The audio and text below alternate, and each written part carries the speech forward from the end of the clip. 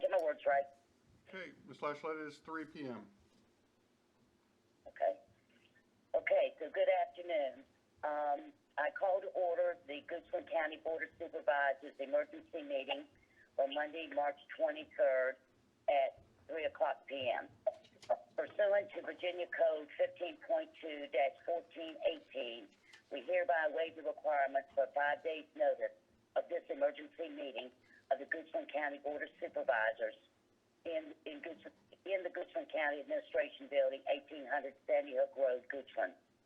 The governor has, on March 12, 2020, declared an emergency in Virginia, and on March 13, 2020, the Director of Emergency Management declared an emergency in Goochland County, both due to the existing public health crisis occasioned by the spread of the novel coronavirus, COVID-19. The continuing health emergency, which makes it impractical and unsafe to assemble a quorum of the board in a single location or invite members of the public to attend the board's meeting. As permitted pursuant to Virginia Code 2.2-3708G, this emergency meeting is being held with all members of the board participating through electronic means.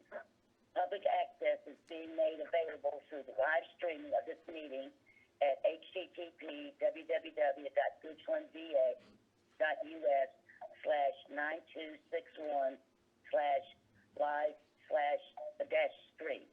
This emergency meeting is being held to address the existing emergency, including how operations of county government can continue while protecting the health, safety, and welfare of residents and employees to the extent practicable. So therefore, at this point, I turn the meeting over to County Administrator John Badesky. Thank you, Madam Chairman.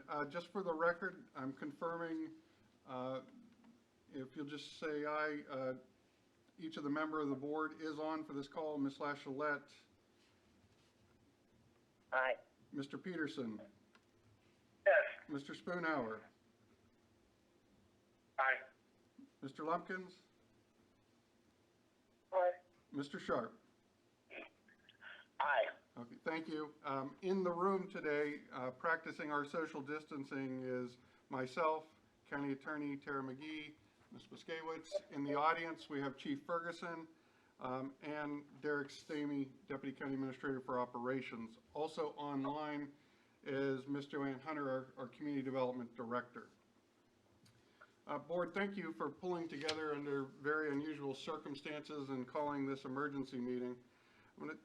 We anticipate that this call should last, give or take 30 minutes, but we'll take as much time as needed. I want to begin with just giving you a brief update of where we are at in the county's response to COVID-19. As the board knows, just over a week and a half ago now, we had announced a local emergency for Goochland County consistent with the Richmond region providers, all of which have done so as well. The governor's office has issued a state of emergency for the Commonwealth. We've taken iterative steps in the county to maintain our operations, and I'm proud to say even today, while we do have our facilities closed to the public to help prevent additional transmission, all county government services are still operating as of this call. And we are continuing to take additional safe practices with cleaning the environments for our employees, but our operations are still open to support the public via drop-off, phone appointments, and arranged pickup arrangements. Now, that doesn't mean our services haven't been impacted. The DMV has, the select office has had to close, as all the DMVs in the Commonwealth. The treasurer's activities and building officials' activities are all being done through that drop-off process that I explained. Our convenience centers remain open. Our parks and recreation outdoor facilities remain open, even though league play has been stopped. We continue to recommend to all of our citizens to maintain the social distancing practices, the hand washing practices. The governor's office continues to mandate that groups beyond 10 can no longer gather. And As of 2 o'clock this afternoon, there's been some additional guidance shared by the governor's office that I'll share with you now. As of this call, there have been 254 positive Corona-19 cases, COVID-19 cases identified in the Commonwealth. Regrettably, 6 deaths to date, and 3,700 tests have been administered to residents of the Commonwealth. Goochland County has 3 cases identified as of this time of individuals that have tested positive. We have clear guidance on 2 of the cases that are isolated and related to outside cases. We will continue to learn more. As more residents of Goochland are tested, at some point as they start to identify potential community spread, we may not be updating on individual cases any longer. It'll be just within total number counts. Your staff continues to work very closely with the health department to understand the impact to our community, and so we can communicate that with our residents. I have to share the extreme pride I have for our first responders throughout all of this. Public safety for us includes a number of aspects. Our 911 dispatchers have implemented additional procedures to screen calls. Fire and rescue personnel have procedures in place and proper PPE to respond appropriately to calls. The Sheriff's Department remains deployed and safe in their protection of Goochland County citizens. It has been a great team between fire rescue, the sheriffs, our public schools, and the county as we continue to respond to this crisis for our residents and our community. I will share with you, as of the 2 o'clock call, the governor's office had declared that schools are to stay closed through the end of the academic school year. I will say that at this point there's not additional guidance. My understanding is they will be working through the superintendents and the locals to determine the next steps. I'm sure that's going to raise additional concerns for our parents and students, and I'm sure the school system, as they have responded to date, will do their very best to provide assurances and understanding to the parents and students on what that will mean for them. It also does mean that it's going to create additional challenges for employees of many organizations that remain operational to have child care support. The governor's office announced today that they'll be looking at additional child care opportunities for essential employees, and that the state social services will be putting out guidance on how to operate child care facilities for essential personnel. As we get more information on that, we will share it. It was very broadly shared today, so we'll need some more specifics. The governor's office also shared today that non-essential services are to be closed. However, on the call, they did not identify what essential and non-essential was.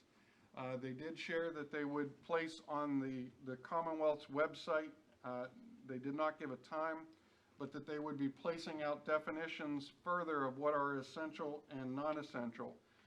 But the essential services they did identify on the call remain and continue to be the ones that we're most familiar with. Grocery stores can remain open, restaurants can remain open with takeout and curbside only. Construction industry can continue to go on while all of these need to practice social distancing. And construction supply stores are also considered essential services. Banks are also considered essential services, and general government operations, obviously, and public safety are still considered essential services. Those are some of the ones they identified today. Regrettably, I do not have a comprehensive list of what is fully defined as essential and what is not. As soon as that list becomes available, I will be sure to share it with the board and ask Mr. Drumright that we add that link to the county's website. The state has also defined that those restrictions on essential and non-essential will be at least for an additional 30 days. That's from today. So we can anticipate well into April at this time of those closures or restrictions on certain businesses.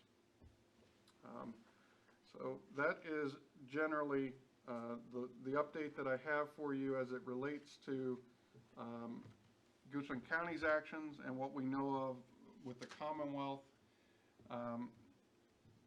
We recognize there is impact to our local businesses, the employees of those businesses. We're extremely sensitive to that.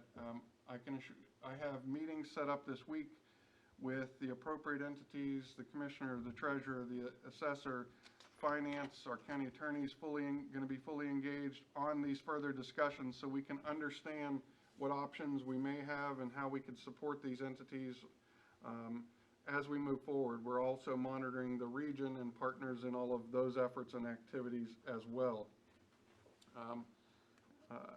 I will pause there for any general questions from the board on updates, and then I will shift and introduce into further dialogue some of the reasons for why we are getting together here today. And that specifically, we have upcoming public meetings that we need to address our approaches as it relates to how we will manage those meetings. But let me just pause as it relates to the county's COVID-19 current activities. I am here, the chief is here, and others that may be able to answer. But if we can do our best, we'll try to answer the board's questions as it relates to this time. So I'll pause. Ms. Lashlet, I'll turn it back to you. Thank you, Mr. Badesky. Board, any questions at this point? This is Don Sharp. Chief, do you have all of the protective gear that you need for emergency services people? Yes.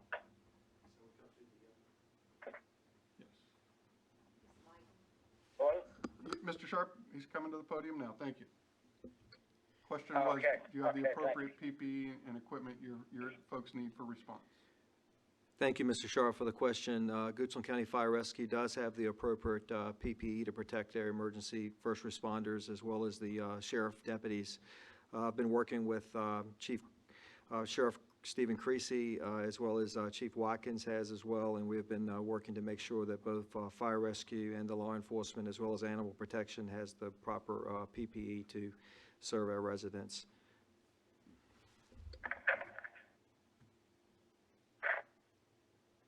Mr. Sharp, any further question? Does that answer your question, sir? Well, I don't know about anyone else, but it sounded just very muffled. I couldn't hear him. Lisa, I'm not sure the mic is Yeah, going to listen. pick up everything. Was anybody else able to hear? It wasn't on.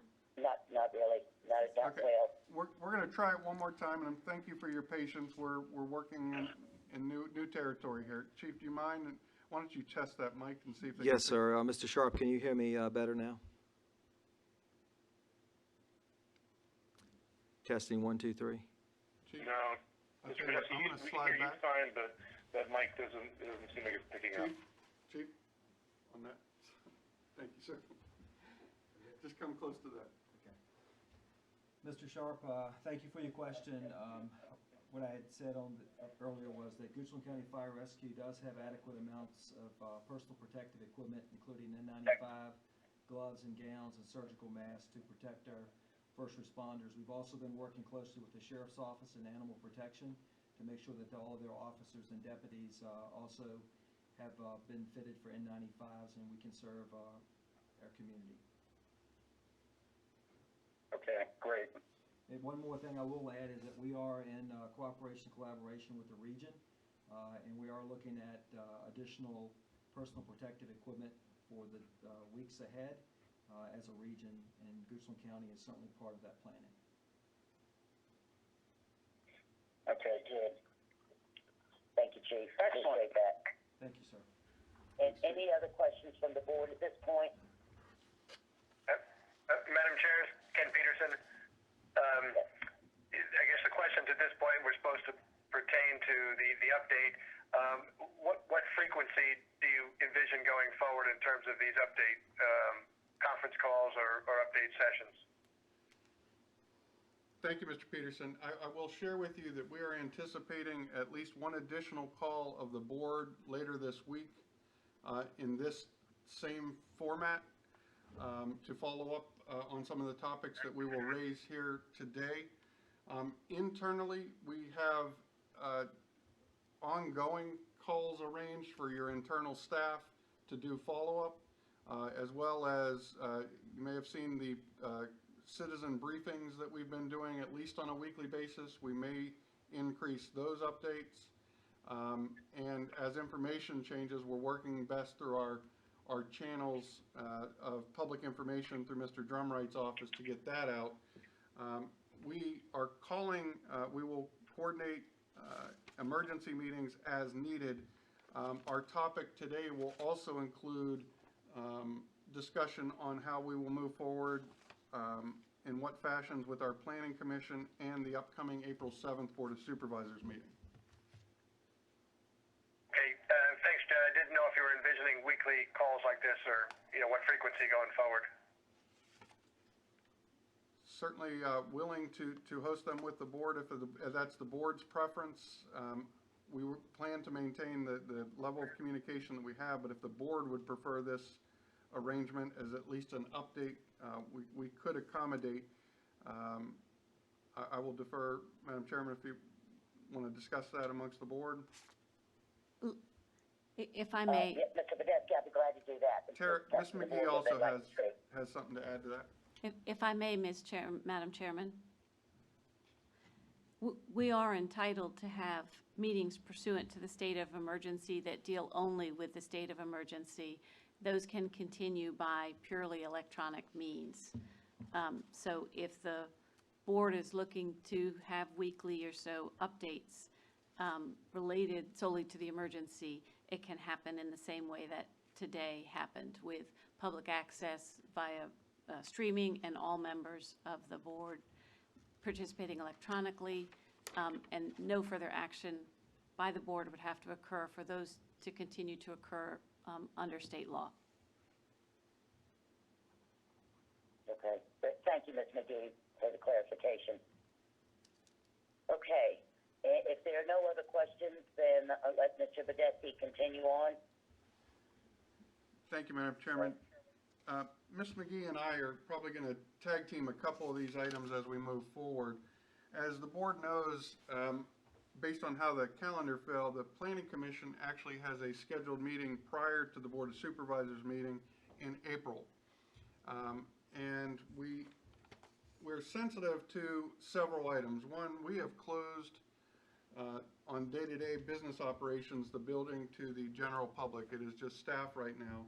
And the guidance that is being provided by the State Health Department and the CDC is recommending that no group gathering exceed 10 individuals as well. Should we call meetings, all of our boards at a minimum have 5 individuals, staff representation, legal representation, and clerks. That limits the amount of ongoing activity you can have well beyond that. There are certain things that we can do to mitigate that and manage that, but I wanted to talk to the board. We do have the ability, as it comes up, as the governors continue to try to stress that in public meetings and such, our focus should be essential business. We have, and Ms. Hunter's online, but let me start with the Planning Commission. We had several cases on the Planning Commission for next week. Ms. Hunter reached out to them, and while folks would love life to be back to normal, they understood and are willing to defer their cases till June. The planning cases on the board meeting for April 7th, the 2 cases that we had on that board meeting, those individuals are willing to defer those cases to June. And so that's just the planning side of the issue. The question remains is does the board prefer to have them deferred or not? Those individuals are willing to. They're not essential functions such as adoption and process with your budget, and I'll talk to that a little bit separate. but let me stop there, because we have some options. If the board is okay with those voluntary deferrals, as a body, we are good accepting those voluntary deferrals and moving on. If the board would prefer that those cases be heard, we then need to talk about the procedures on how we could actually accomplish those, some of which will be similar to how we plan to discuss how we'll approach the budget public hearings. But wanted to pause there for a second and see how the board felt about accepting those voluntary deferrals at the PC and the board.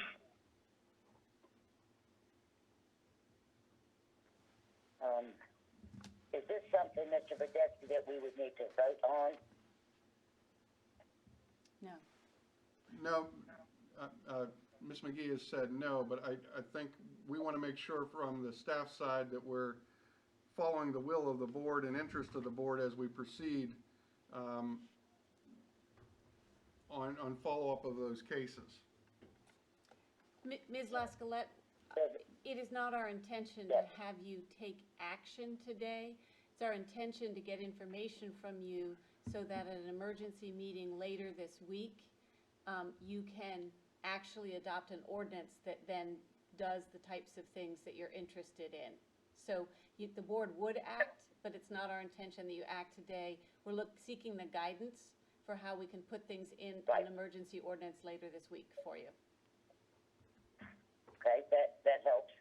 So the question is, are we willing to accept the deferral, request for deferral, both of the planning commission, and that would cancel the planning commission, is that correct, for April? And also accept the deferral from our April 7th Board of Supervisors meeting. Is that our question? There would be no cases before the planning commission meeting. Would have one more conversation about whether or not that meeting could then be canceled. Again, that would have to probably be separately addressed in the ordinance. Okay. Okay, so board, any comments, thoughts about deferring both to the planning commission and to the Board of Supervisors for April? Madam Chair, Ken Peterson, are we deferring April and May, since we're deferring April till June? Mr. Peterson, we've only spoke with the cases that are on the April agenda at this time, and they were voluntary deferrals. My guess is, and Ms. Hunter is online and Ms. McGee's here, if the cases are not heard at the Planning Commission and they're deferring, there would not potentially be April cases for you unless I missed one. Okay. So, as I understand it, it's, we're looking for more of a consensus rather than a vote, just a consensus, and the board's preference for deferring any of the April and or May public hearings where the applicant is willing or volunteers to go ahead and defer until June. Is that right? Yes, sir. Okay. Thank you. Yeah, because if the planning commission meeting is canceled for April, then there would be no cases for us to hear in May. And the April 7th meeting would only hear the two cases that the planning commission heard last month, or this month, May, or March. Correct? There were two cases. I'm not exactly sure if they were last month or not. One was the Grace Chinese. I think they were. Weren't they the sign at Salem Baptist Church and the addition that Grace Chinese Baptist Church wanted to do? I think you're half right, Mr. Sharp. But Joanne, can you confirm?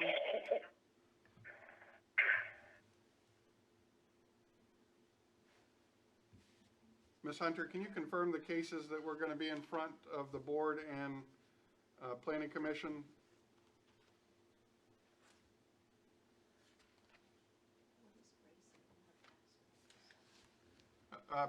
the board cases, we may have lost Ms. Hunter, but the board cases were Orapax and Grace, Oh, Orapax, I forgot. and the planning Okay. commission cases were the Salem Baptist Church sign, a campground, and Benedictine. And Benedictine had already pushed to June. Excuse me, Mr. Besky, do you have any, while we went to these folks and asked them if they would voluntarily move, was that anyone's actual preference? You mentioned Benedictine. I guess I'd like to get a sense of, is this going to delay any business from moving to the next level or something like that? Is there a sense that you can give us for that? Yes, Ms. Hunter, are you back on?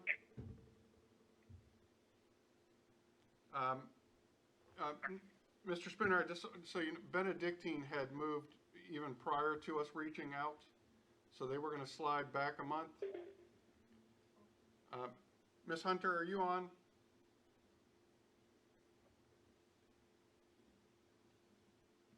The other cases indicated to Ms. Hunter that they would originally, Orapax and Grace were okay moving. When she called Salem Baptist and the campground, they would have preferred to move forward, but understood and were voluntarily deferring.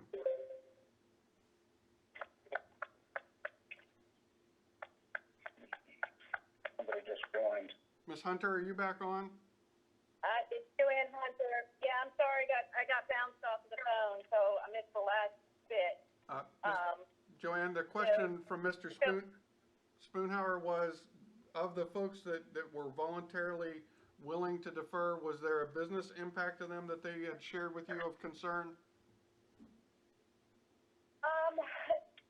Of course, nobody was thrilled with the idea of deferring, but everybody understood. When I talked to Grace Chinese, they felt comfortable enough that they were going to move forward into their architecture and design phase. Orapax said, they can't have any community meetings, anything going on for a place of public assembly, so they didn't see any issue. Benedictine was a little concerned, but everybody seemed to understand. So I don't think it would be holding up any major projects, no. Thank you.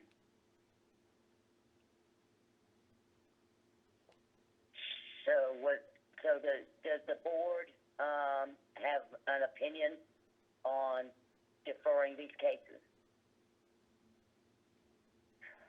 Yeah, I guess again, Madam Chair, the policy, we're being asked to consider deferring those, or I guess not objecting, to the deferral request by the applicants, since they would be the ones to request the deferral, or we could defer our decision, either one. But the idea would be to defer those that are willing or volunteering to defer, and or any non-essential county business. Is that what we're being asked to consider? That's my understanding, Mr. Peterson. Yeah, through June. That's it, sir. And one of the conversations could be, does the board want to do it via policy, and make those decisions, and basically you would be determining for those applicants that you would or wouldn't be willing, that you may be canceling those public hearings, considering all the current circumstances. We wanted to reach out to those applicants and see if they had an interest or an openness to voluntarily do it.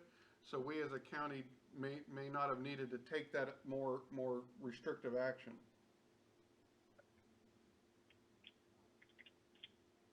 So everyone has voluntarily agreed? All these planning commission applicants and board applicants have agreed tentatively to a June deferral date. So then we don't necessarily have to take action because they have agreed to defer? Yes, sir, but just to be clear, you could still let these cases come forward. We'd have to figure out how we manage them and the engagement side. We were trying to create an environment that limited the need for the management and access of the public to these types of public hearings during this time. And this is one way to accomplish that. Certainly glad to talk through options with the board if you prefer otherwise. So, yeah, Madam Chair, John and Tara, just again to confirm, this is where the applicants are requesting a deferral, and this board, I guess, by consensus, without objection, that deferral would occur. That if they don't request a deferral and we don't want to consider the public hearings because of the concern over the emergency, then we could take action to consider the application and vote to defer ourselves. So I guess at this point we're being asked, as I understand it, the applicants are all requesting a deferral, and then it's up to us, and we don't need to vote on it, but it's up to us to agree to the deferral. Is that what we're?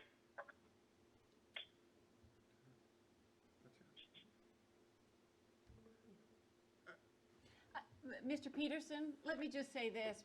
Part of what, I guess, take a step back for 1 second. Mr. Badesky and I are trying to make a determination, trying to seek information from the board about how much in the next, say, 60 days you want the county to do essential business as respect to gathering the public together. Let's say we're only starting with that. In terms of gathering the public together, should we do only essential business and therefore accept these deferrals? Or is it the board's preference to try and go ahead even with the public meetings that are business before the county, in which case we also have some recommendations about how we would try and manage that and yet still keep everybody safe and healthy. I guess that's the bigger picture, why John started saying we're looking at whether or not to do essential things. And it just so happens that the first things up are these zoning cases that are certainly not essential. Okay, so first we're being asked to consider essential. We want to restrict our activities to essential only. And then secondarily, again, I'm still not sure I'm clear on the process to defer these requests till June if the applicants are requesting the deferral. Okay, we don't intend to be asking you a process question about the deferral today. Okay. We wanted to advise you that in trying to decide how much, again, the business of the county that requires people to gather, that requires the public to gather. John already told you that we're operating on all functions for the government, but we're now reaching some points that require public to gather, at least in some respects. As to those, the first things up were these zoning cases, and so the first step we took was to talk to the applicants, to have some sense of just really to get data to provide you. So I think you should consider that as fair enough. data we're providing you. There's another whole aspect of category of things which are essential public gatherings, say your budget public hearings, that we're going to talk about separately. There is going to be a way for you to have an essential public gathering for your budget, and don't read too much in when I say gathering, but essential public access and participation. We're going to reach those separately, but this was just, we have these other things that are not necessarily essential to the function of government and which require some gathering. And the data we know is that the applicants would be willing to wait, and our first step is, as to those, are you thinking on that essential, non-essential break, and should we be looking at that? And then knowing that the applicants, when asked, all said they would be willing to wait. Okay, great. Thank you, Jay. That clears it up for me anyway. essential versus non-essential going forward and no action today on the deferrals? Yes.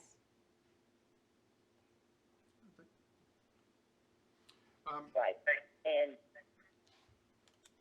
go ahead, Mr. Podesky.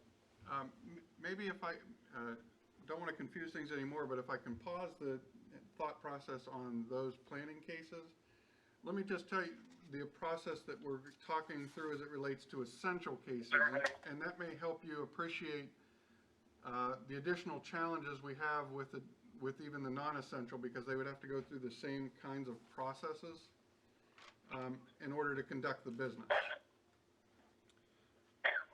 And so we do believe, as of this call, and I say that because this entire situation has been extremely fluid, we learn information basically every 4 hours to every day.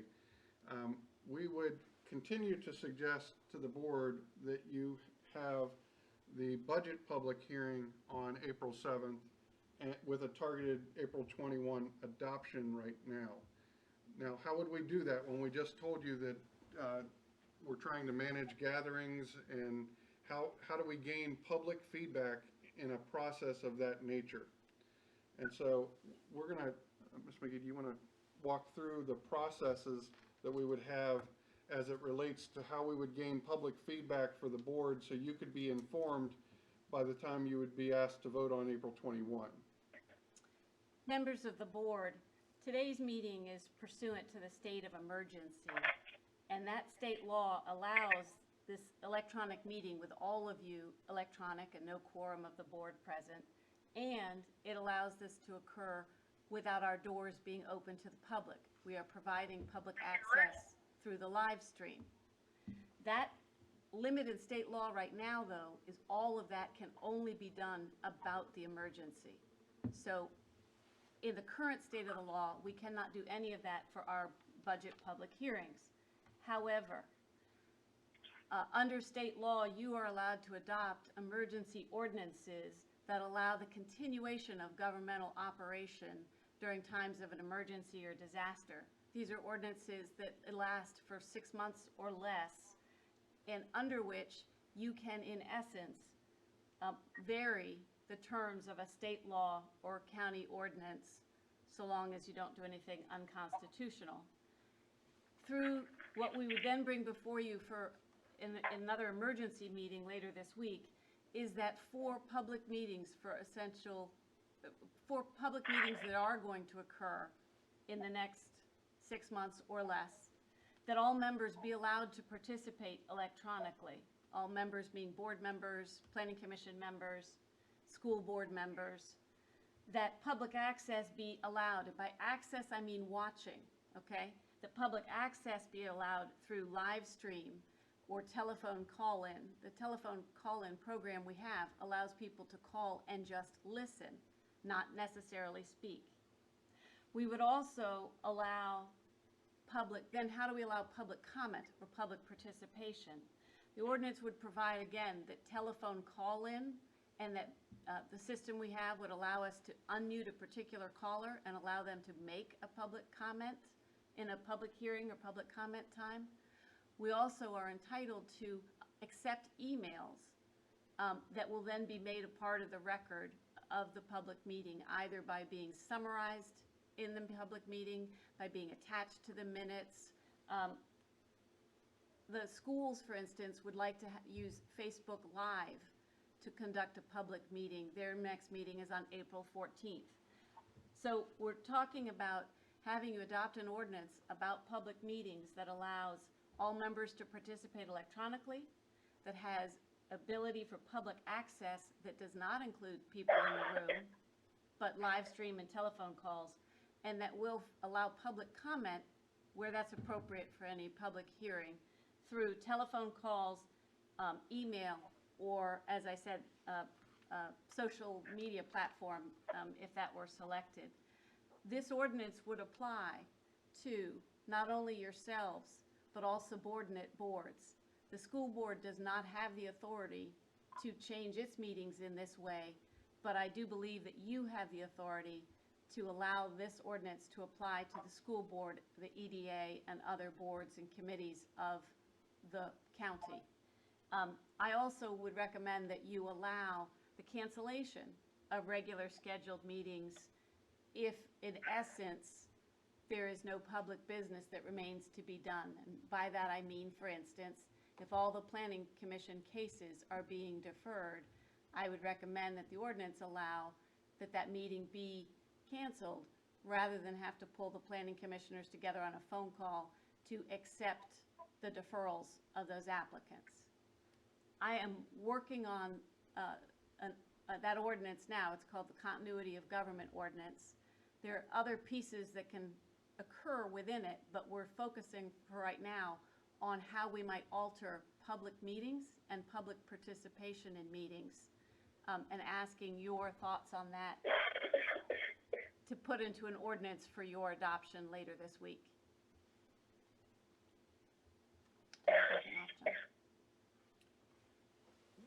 Now, that ordinance Tara is referring to would be part of our next called meeting later this week, probably Thursday timeframe, and we'll set that up after today and announce that one.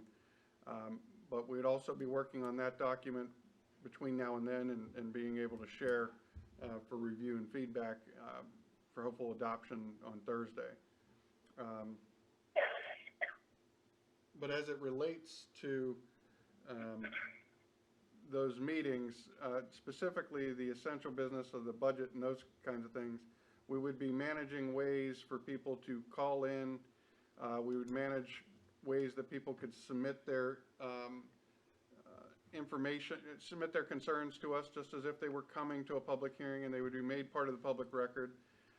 In addition, typically we close the budget public hearing at the end of the budget public hearing.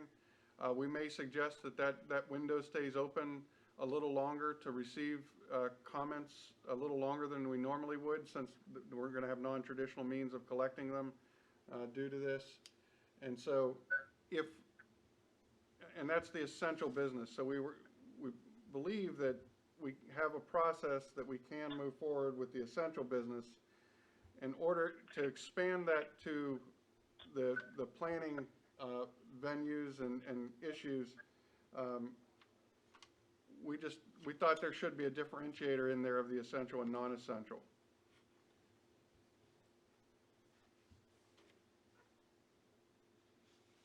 Mr. Badesky, this is Susan. It makes a lot of sense to me to distinguish between the essential and non-essential. And if it is non-essential business, then we probably should not gather, as we've been directed not to, gather in groups. And therefore, I like the idea of, and we'll look at what Ms. McGee is going to write up for us, but it makes a lot of sense to me for the Planning Commission not to necessarily have to get on the phone if there is no essential business to be done, that we would cancel the meeting. I don't know how the other board members feel about that. But the essential business, it sounds like you've got a plan in place for us to hold public hearing on the budget and other essential business. So,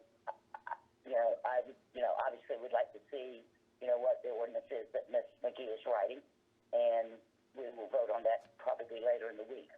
But I think you're on the right track here. It makes sense in considering the emergency situation that we are in. The email is great because they can come in quickly without getting business signals on phones. But for people who don't have email, and there are substantial people that don't communicate that through that medium, then if we had a call-in number for them to call to questions, then we would be ensuring that we're providing maximum possibilities for people to contact us with their questions and concerns. Yes, sir. And in addition to that, they would, if email is not their preferred means of communication, they can still submit letters for the record, provide those to the clerk, and they could be provided to the full board. And that's at least for the public record. As always, we encourage our residents to share in many means, and that could be calls to individual board members and in the typical ways that you would normally get feedback in addition.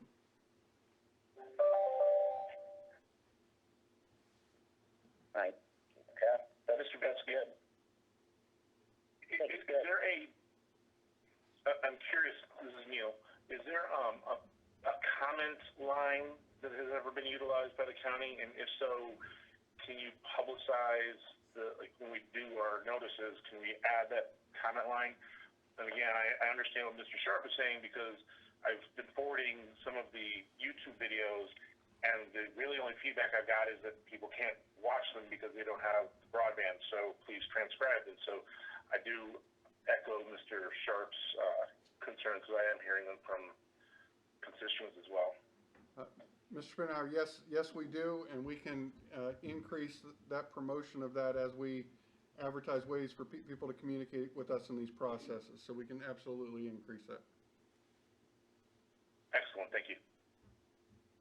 Yeah, Madam Chair, John, the folks that don't have internet, they can call in to listen to the budget hearings, and then, as I understand, to be a separate number, they can call in to make comments.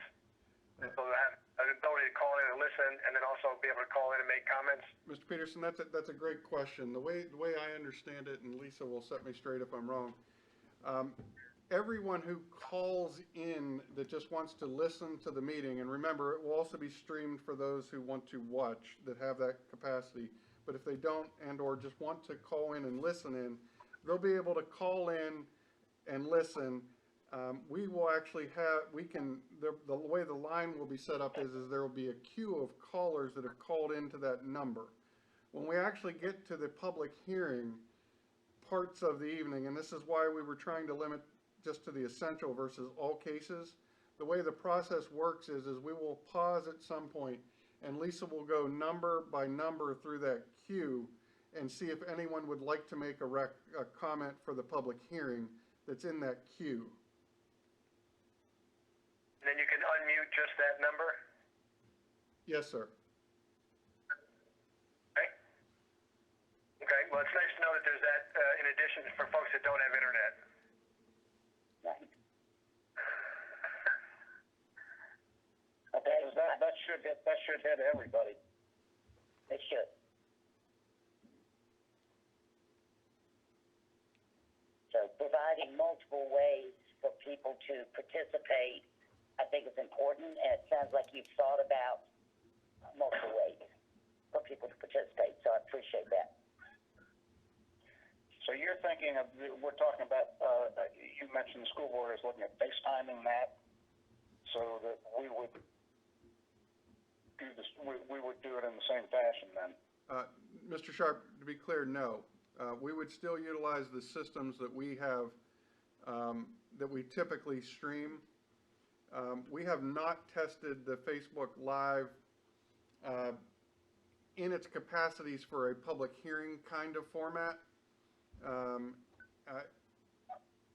We may learn in this process how it may be a useful tool to us in the future, but that being said, for the same reasons we set up the call-in line are some of the similar reasons I have a little bit of concern about Facebook Live, because if you don't have access to watch us and stream us, you may not have the same access to Facebook Live us.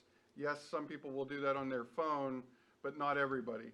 And so we were trying to make sure that we weren't creating a public hearing process that had immediate exclusions for certain members of our population. Okay. So So everything then will be done through the call-in.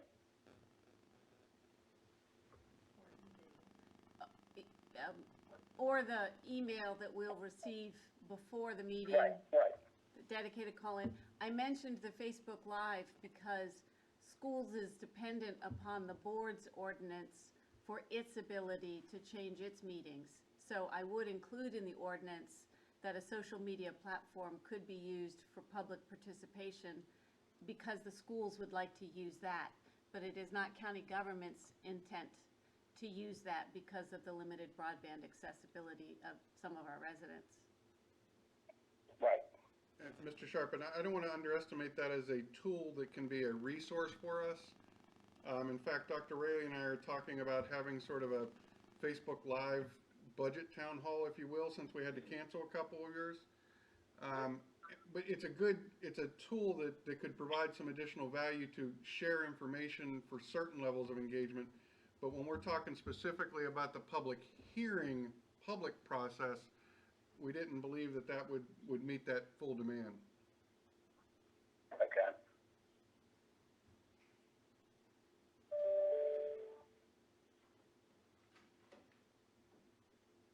So let me pause, Ms. Lashlight, go back to the question. If it sounds like there is some openness to managing the essential and non-essential, potentially accepting the voluntary deferrals, and move forward in that fashion, Ms. McGee will continue to draft a continuity of government ordinance for you, and we would follow up with that later this week. I think that sounds terrific from my point of view.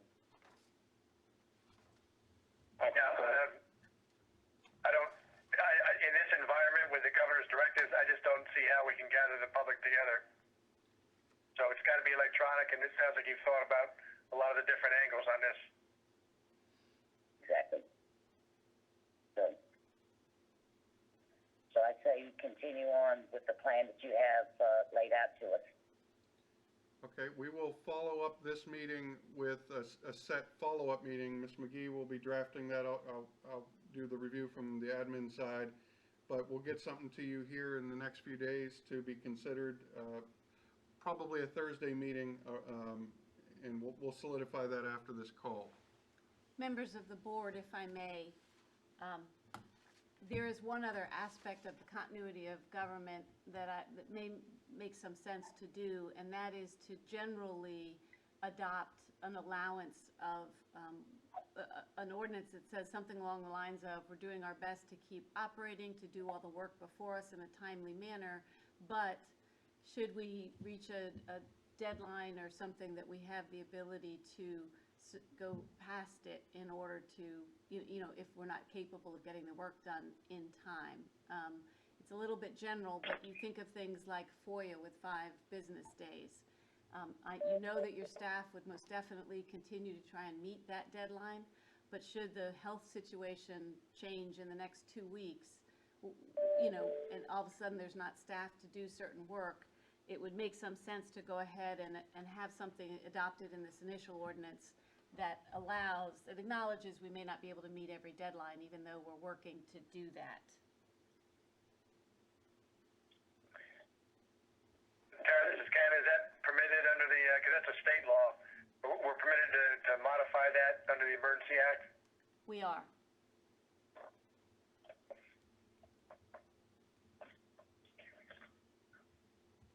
To the extent possible, everything we can put in the ordinance, even if it is, should the need occur, then we've already covered it in the ordinance, and we wouldn't have to create additional ordinances.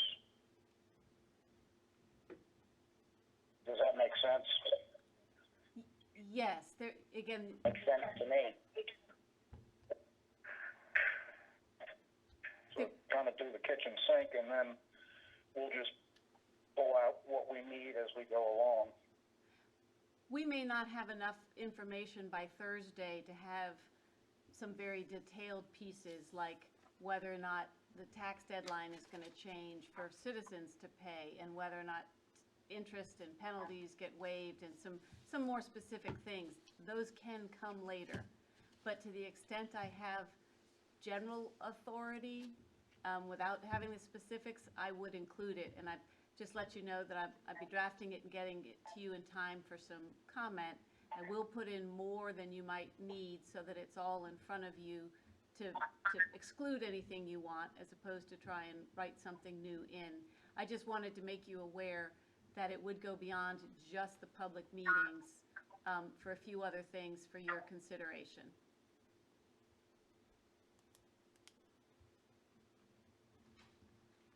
I like that. Thank you, Ms. McGee. Yep.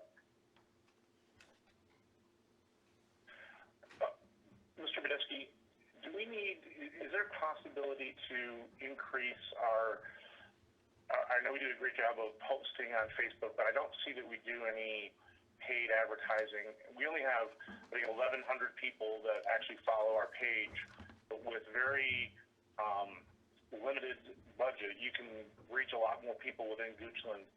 Does anything need to be done to make that happen, or I'm sure we might have funds or contingencies to do that? Mr. Spoonhouse, that is certainly an option that we can do, and I'm aware of the options that you have. I will follow up with that you've outlined. I'll follow up with Mr. Drumright to see if we can do that, and I think it's very reasonable, actually, so I think we can expand our reach pretty quickly. Excellent, thank you so much. Also, don't forget Parks and Rec has a very, I don't know, I want to say it's somewhere in the range of 2,500 people that they can put out and ask people that like their page to also, to send a link to say, like our Facebook page, and that could be a very cheap way of hitting a lot of people quickly. Thank you, sir. We definitely can, and I think both Mr. Spoonhouse and Sharp's suggestions are valid, and we can continue to expand our reach. We are sensitive that social media is not the only way that our residents are getting information. Rosalind Ryan has also reached out to us to help and has been very open to helping us promote more information in the Gazette for some that use that medium as well. And we'll continue to, through press releases and other ways, get information out. The schools have also been a great partner to share information on behalf of the county, and we've done so on their behalf. And so trying to access as many of our residents through different means is definitely a goal.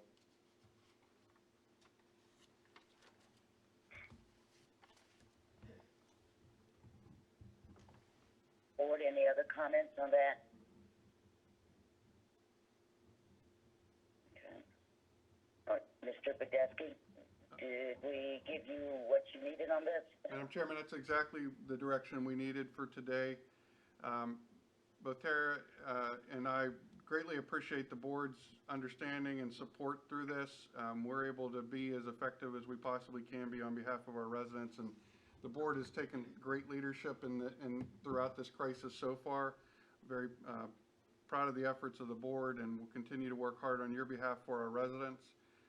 And we'll follow up as needed. I'm also going to look at different ways that we can increase our outreach and keep momentum going so that our residents know we're doing our very best on their behalf.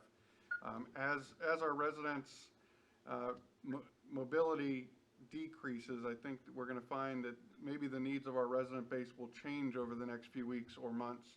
And we'll continue to see what those are and what we possibly can do as a role of government to help individuals through that transition. And we're all working to try to sort of slow this curve. Hopefully we work our way through it sooner than later, but definitely appreciate our residents to date being as responsive as they can be and responsible in following the proper practices, and we'll continue to do the best we can on their behalf. All right, thank you very much. Thank you very much.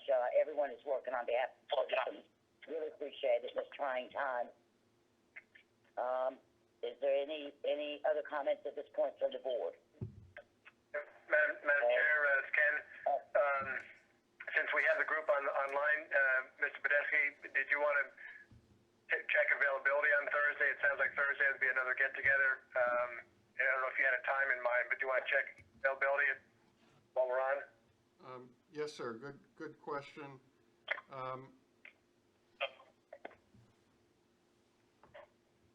How's 2 o'clock on Thursday work for the board?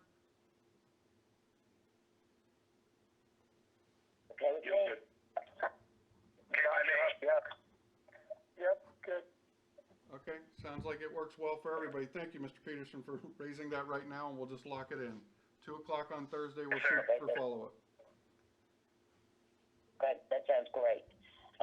If there are no other questions or comments at this point, we will adjourn the March 23, 2020 Goochland County Board of Supervisors emergency meeting. Thank you to everyone for all your work. Appreciate it. Thank you, board. Thank you. Thank you, everybody. you.